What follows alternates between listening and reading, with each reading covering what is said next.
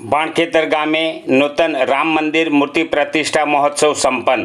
જંબુસર તાલુકાના ભાણખેતર ગામે રામજી મંદિરનો જીર્ણોદ્ધાર કરી ભવ્ય નૂતન મંદિર તૈયાર કરવામાં આવેલ છે, જેમાં રામ, શ્યામ, ઘનશ્યામ તથા હનુમાનજી, ગણેશજીની મૂર્તિઓની પ્રાણ પ્રતિષ્ઠા મહોત્સવનું સુંદર આયોજન સંતો મહંતોની ઉપસ્થિતિમાં કરવામાં આવ્યું હતું। ભાણખેતર ગામના દિલીપભાઈ છોટાભાઈ પટેલના પિતાશ્રી છોટાભાઈ પટેલની ગામમાં ભવ્ય રામ મંદિર બનાવવાની ઈચ્છા હતી, તે આજના કળિયુગમાં પિતાશ્રીની ઈચ્છા પૂર્ણ કરતા દિલીપભાઈ પટેલના સ્વદ્રવ્યથી ભવ્ય નૂતન રામ મંદિરનું નિર્માણ કરવામાં આવ્યું અને મંદિરમાં અયોધ્યાની યાદ અપાવે તેવી ભવ્ય રામચંદ્રજીની મૂર્તિ સાથે કૃષ્ણ ભગવાન, ઘનશ્યામ મહારાજ સહિત ગણપતિજી, હનુમાન દાદાની મૂર્તિઓની ધાર્મિકતા ભર્યા વાતાવરણમાં દ્વિદિવસીય પ્રાણ પ્રતિષ્ઠા મહોત્સવની રંગેચંગે ઉજવણી સંપન્ન કરવામાં આવી હતી।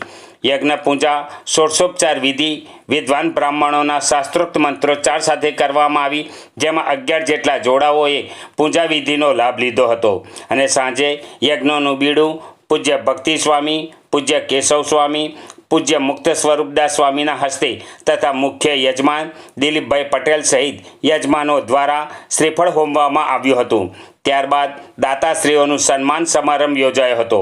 આ પ્રસંગે સંતોએ આશીષ પ્રદાન કરતા જણાવ્યું હતું કે પ્રસિદ્ધ પૌરાણિક ગામ ભાણખેતરની પાવન ભૂમિમાં સાક્ષાત ભગવાન નૂતન મંદિરમાં બિરાજમાન થયા છે।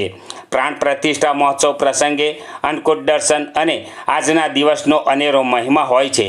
આજના દિવસે કરેલા સંકલ્પો પૂર્ણ થાય, તન મન ધનથી સુખ્યા થવાય છે, તેમ કહી પ્રતિષ્ઠા દર્શનનો મહિમા સમજાવ્યો હતો।